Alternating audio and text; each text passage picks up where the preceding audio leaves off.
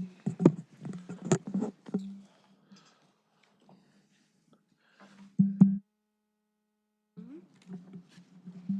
right, good evening, everyone.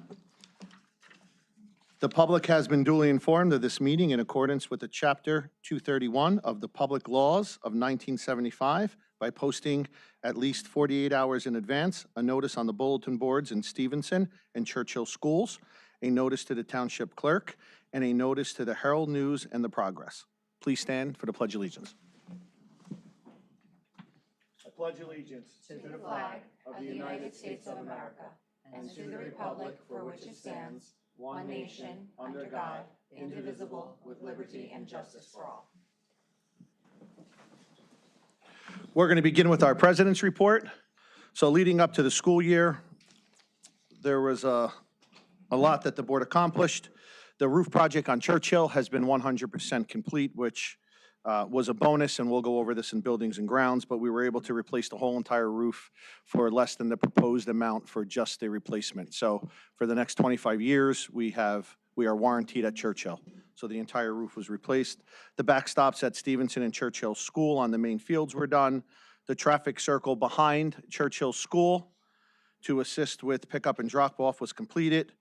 Several administrative offices were painted. We are currently working on a paving project behind Stevenson School to assist with inclement weather pickups and drop-offs. We were invited to our teacher kickoff in the beginning of the year. Thank you, Ryan, myself, Angela, Joe, and Melinda were able to attend. It was a huge success. Thank you to all of the teachers that were there. We are happy to report we have a tentative teacher contract agreement. Our finance committee met on 8/28. That was with myself, Joe, our business administrator, Wally, our superintendent, Mr. Gupta, as well as Kathleen and our auditor. Our Fairfield Municipal Alliance report is as follows. We have several events coming up. Coffee with a Cop is going to be held October 2nd from 7 to 9 a.m. at Manhattan Bagel. Please feel free to stop by. Our Winter Wonderland is scheduled for Saturday, December 7th, with a rain date of Sunday, December 8th. Our Devils Hockey Night is Wednesday, January 22nd. Bus departs Town Hall at 5 p.m. The Devils are playing the Boston Bruins. It is $86 per ticket. We are limited to 50 tickets, and we will be seated in section 104. Our school programs are BABS, and our lead program will begin in January 2025 and end in May of 2025. Now on to our superintendent's report. Thanks, Anthony. There's been a lot of happenings since the last board meeting, so just bear with my trip down memory lane here. Back all the way on August 29th was our first day for staff. Jackie and her Mashio staff do a tremendous job setting up. The place looked phenomenal, but even more impressive, our HSA donated breakfast, which you have to have that for our first meeting. As Anthony said, our Board of Education was all in attendance. We also had Fairfield Education Foundation, Fairfield Municipal Alliance, HSA, Fairfield Police Department. Very, very impressive display of support for our staff. I got a few comments that, said they don't remember seeing that many people at an opening of school before. So it was tremendous to see that many people in our community coming to support the schools. So I appreciate all of them for being part of our first day. Then, of course, we had our first day of school on September 3rd. There were tears from many, mostly from parents at Stevenson. At Churchill, on the other hand, there were tears of joy from some parents. Some didn't even come to complete stops as they booted their kids right out of the car. Very different at both buildings. But it was an exciting day for students, parents, and especially staff who had been waiting for them and had a lot of things planned for their first day. Despite all of the planning we did over the summer for the additional cars that we anticipated, there were obviously adjustments that still had to be made for pickup and drop-offs. We made them very quickly at Churchill. By the second day, things were running smoothly. Stevenson, as anticipated, with parents who are new to the school, with younger kids taking much longer to get in the cars, there were some issues there. Again, we made adjustments. If you look at it right now, we dismissed at 3:27 by 3:47. Less than 20 minutes were clear. But always, no matter what we do with all of these things and the adjustments we make, the priority is still the safety of our students. So we always ask Drive carefully, even if it takes a few more minutes. Wait till all the cars are loaded before we move on, and that's always going to be something we look at. And we're always going to try to make improvements if we can find a safer way to do things. Moving forward, on September 11th, both schools honored the memory of lives lost on 9/11 with readings in the morning announcements. Sixth graders, you may have seen them at Churchill, attended a short ceremony in front of Town Hall, led by Fairfield Council President Joseph Cifelli. Other council members, town hall staff, and the police department were also present, so that was a great event. Again, our kids don't know much about it, and hearing about John Salamone, a local person losing his life there, was also important for our students to understand that this hits home. Also this month, our community mourned the loss of Officer Jimmy Champy. Churchill students and staff watched and waved American flags as the procession drove by Fairfield Road on September 13th. I know several board members were there. There were families that also joined us outside. And our thoughts and prayers continue to go out to Jimmy's family and friends. This community it's a big loss, and they'll be mourning his loss for quite some time. On to some happier announcements. Our sixth grade field trip is officially May 28th at Jeff Lakes. I'm not familiar with the place, but apparently it's the place to be. It's very hard to get a date for that place. And I know the sixth grade parents, when they found out about it, they were thrilled. So that is official, May 28th, with a rain date of June 2nd. And lastly, I'm having my first round of coffee chats. Invitations went out. I did keep it to only 8. I did an evening session and a morning session. It did fill up, so thank you for those of you who will be attending that. I could have a larger venue, but I just feel like when we have a small group like that, people are more comfortable sharing their thoughts. We can have deeper discussions, and we can go from there. There will be other opportunities, and if we do open it up to a bigger group, you'll get that email from me as well. But I just want to make sure there's communication. You don't have to wait for a coffee chat. Feel free to reach out to me, email me, call me. I'm always available. And one more thing, which might be controversial, but I have to say it. Go Cowboys. Sorry. And that concludes my superintendent's report. And with that, we'll move on. Board committees, reports, and comments. Any old and new business? Just to touch on the negotiations committee, as Anthony mentioned, we have reached a tentative agreement, which we are very happy to report. Just a general overview. I don't want to get into too many specifics as the contract is not ratified yet, but we have come to an agreement on the length of the contract, the percentage of the salary increase, the length of the school day. We've cleaned up some language, as well as increased the starting pay for paras. Thank you very much, Angela. Joe, Buildings and Grounds? Not much to report on Buildings and Grounds you didn't already cover.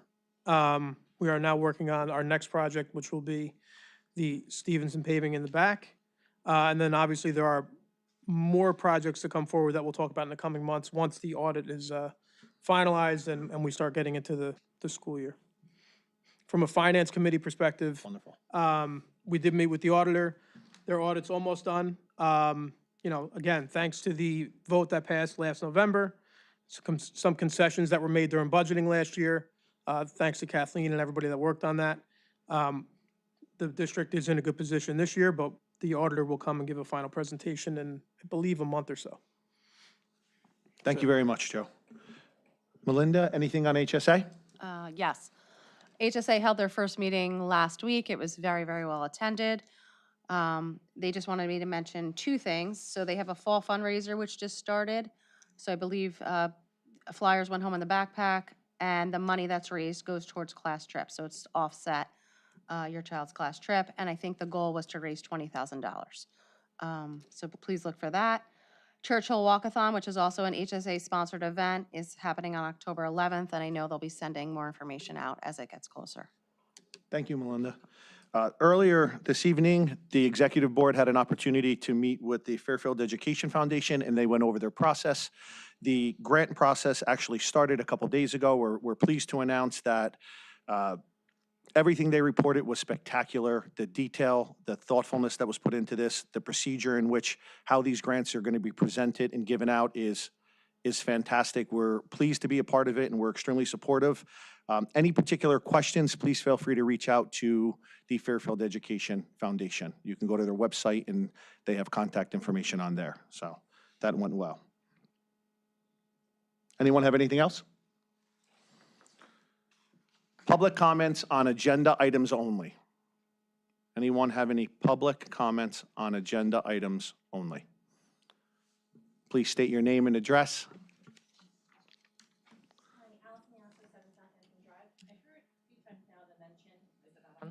Start again. Hi, Allison Miasso, 7 Southampton Drive. I heard now a few times mention about paving behind Stevenson, and I was wondering, I know it might be early days in the project, but if you could share a little bit more color, because one of the questions I was going to raise tonight was understanding more towards a midterm, long-term solution, if that we envision unlikely the busing to return, and we might be using a model at Stevenson where we need to have parents exiting the vehicles, understanding that we probably need more space to do so, and there's a lot of concern about the permeable ground surrounding Stevenson being in a flood zone.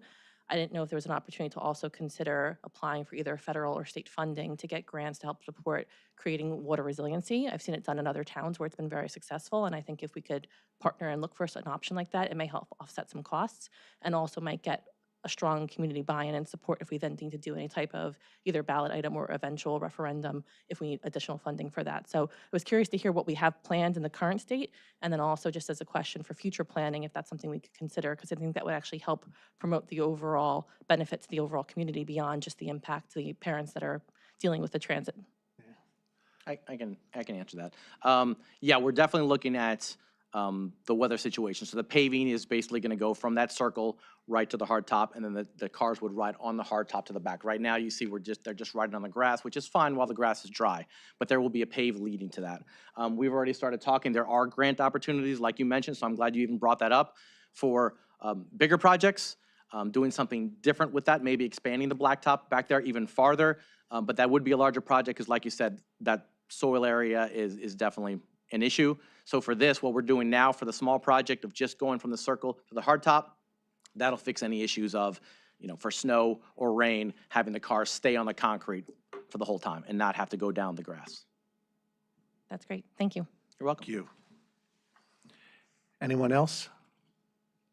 Public comments on agenda items only?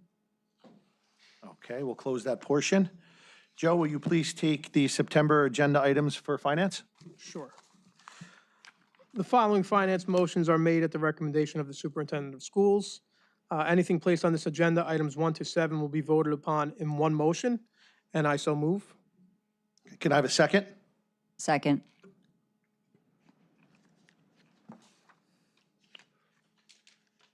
Roll call? Yes. Yes. Yes.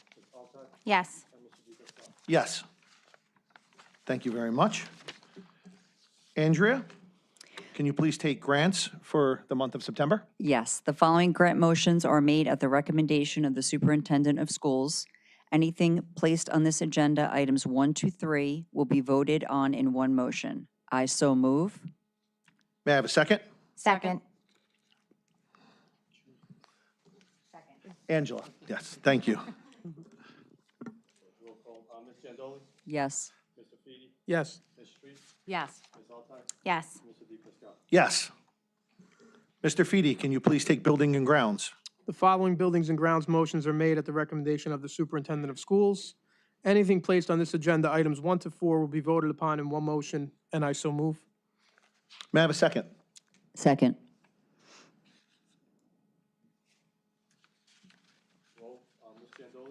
Yes. Yes. Yes. Yes. Yes. Ms. Altai, will you please take curriculum programs? I can. The following curriculum program motions are made at the recommendation of the superintendent of schools. Anything placed on this agenda, items 1 through 4, will be voted upon in one motion. I so move. I have one second, I have an amendment on item number 3. So discussion? Yeah. Yes. Okay, I'd like to amend item number 3, the conference IXL Live, the date from 9/17 to 10/17, and also move that item, agenda item to item number 2 as approve and not ratify and affirm. Anything else? That's it. Okay. Discussion closed. May I have a second? Second.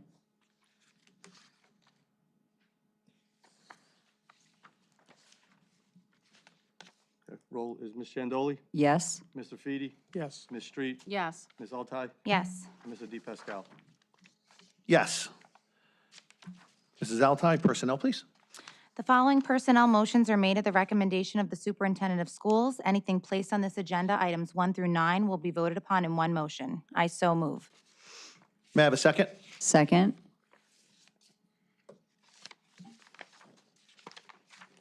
Roll, Ms. Jandoli, Yes. Mr. Feedy, Yes. Ms. Street, Yes. Ms. Altai, Yes. and Mr. DePascal. Yes. Thank you very much. Mrs. Street, please take policy for the month of September. The following policy motions are made at the recommendation of the superintendent of schools. Anything placed on this agenda, item 1, will be voted in one motion. I so move. May I have a second? Second?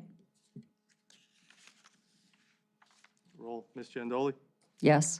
Mr. Feedy, Yes. Ms. Street, Yes. Ms. Altai, Yes. and Mr. DePascal. Yes.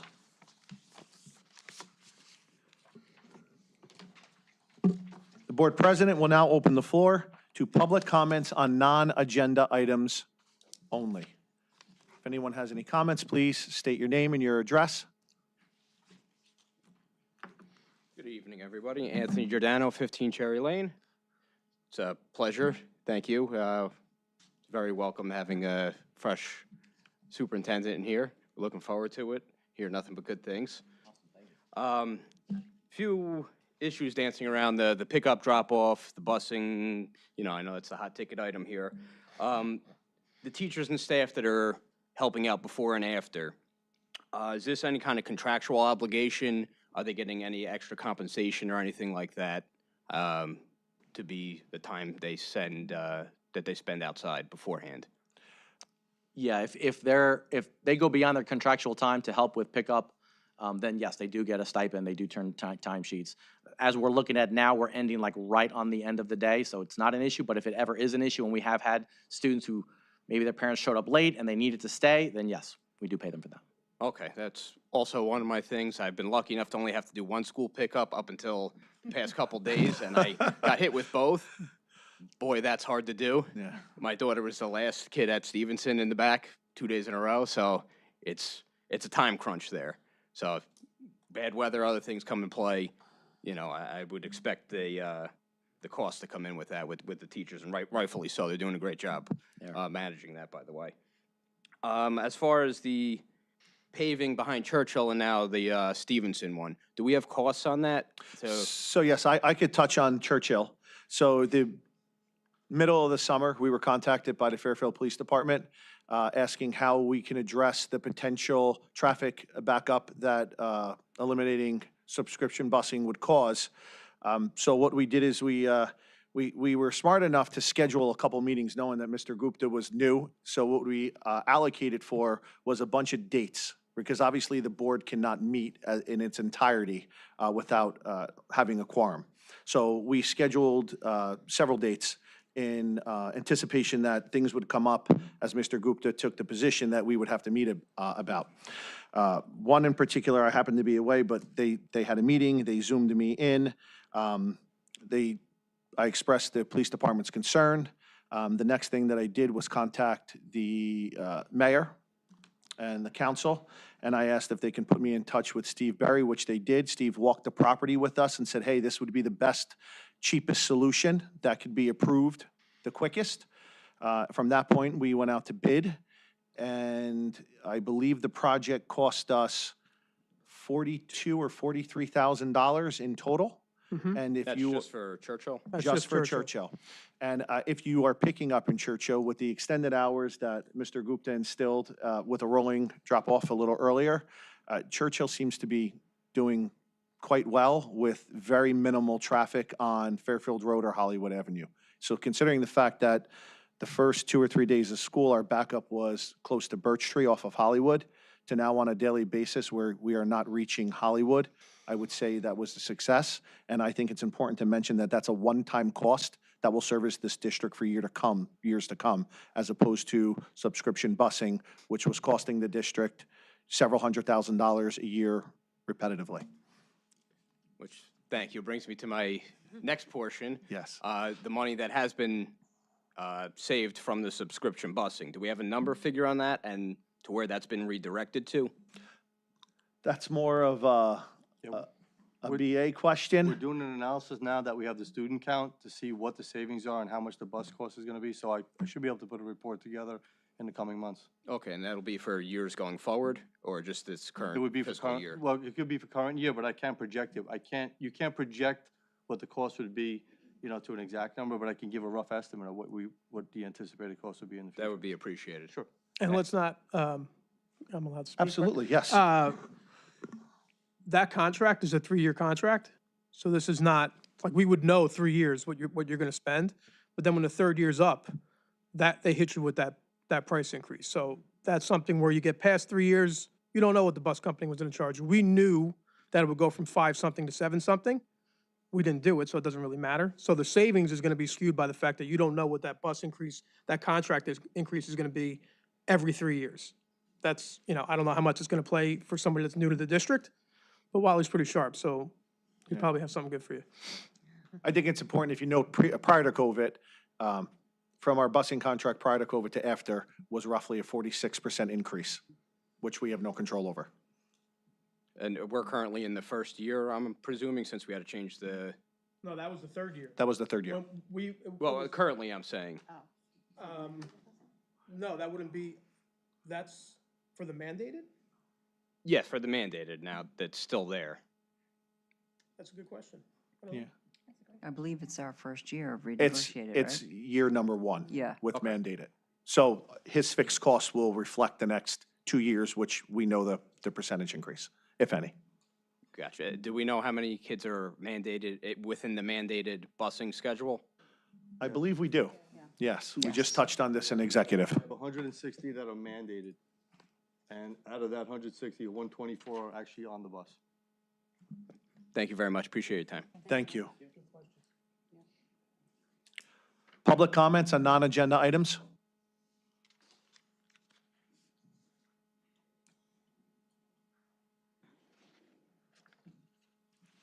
You might want to sit on the end. I'm not speaking. So Allison Masso, 7 Southampton Drive. I know last school year we talked about that due to budgetary constraints, we had to reevaluate the staffing, and as a result, the kindergarten aides were being reallocated to being moved to other aide positions across the district. And I understand the challenge that led to that, but I'm curious to understand, and I guess maybe it's Mr. Gupta, a question for you. I've noticed the impact. I have a child who's in kindergarten, and I know that they're losing out on valuable instructional time where they would do small group instruction in their reading. And I've seen a strong sentiment from the parents on how they could potentially help the teachers. And so I appreciate that there's protocols that would need to be thought through, but I'm curious if we could look at leveraging some type of opportunity where through volunteerism, if parents were interested, they could possibly have a opportunity to come in and maybe help with or do some small group instruction reading, just to help give the teachers a bit of assistance and also help to reinforce that learning that's being lost. So I understand it's not a decision that you could ever take now, and it's not really a board topic. I appreciate it's more for the superintendent, but I just wanted to raise it here to see if there's ways to explore that. I know we have a strong call continuously for volunteerism or people who want to participate as aides for helping with lunch and with recess duties. I think although this is a bit of a different type of engagement, I think particularly in this community, you're going to see a strong interest in it. So if there's a way to make it work, I know there might be background checks or different things that might need to be put in place to make that viable, but I would like to see if that's something that we could pursue. Thank you. Yeah, I'm just gonna say thank you for bringing that up. Absolutely, we're always constantly looking for things outside of the box. We absolutely did not move the aides because we didn't think they were needed. We knew they were needed, but unfortunately, when you can only have a certain number of aides and it's mandatory elsewhere, we had to make the move. But we do knew it was gonna. We did know very, very well that it was gonna impact those kids, and it's something we wish we didn't have to do. So if we can compensate in other creative ways, we will absolutely look into that. And if it's a matter of me reaching out to the community and saying, here's some things, here are the steps we can take, would you like to be a part of it? I'm more than happy to do that. And if there's something that we as parents can also help to further encourage once a kind of plan is put together, a protocol is put together, we're more than happy to do so as well. Thank you. Thank you so much. Anyone else? Public comments, non-agenda items?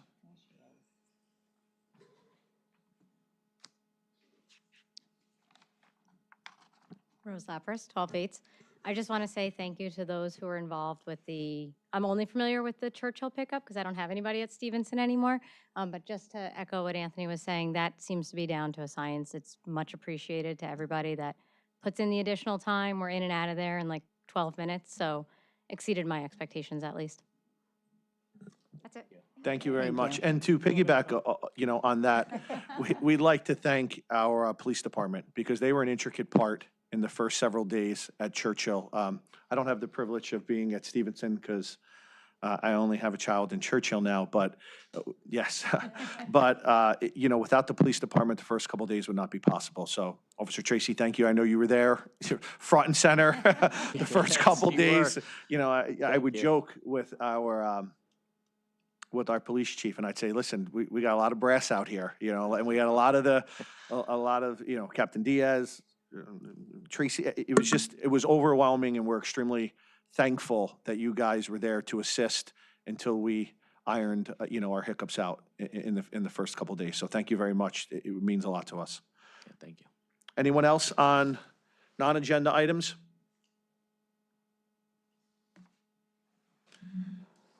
With that being said, we'll move on to our next meeting. Be it resolved that the next meeting will be held in person on October 24, 2024. Public work session beginning at 6 p.m., followed by executive session, with the public session resuming at approximately 7:30 p.m. at the Fairfield Municipal Building. May I have a motion? Motion?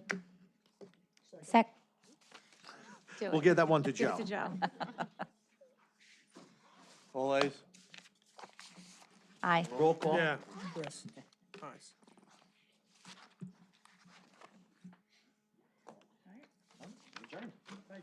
Thank you so much.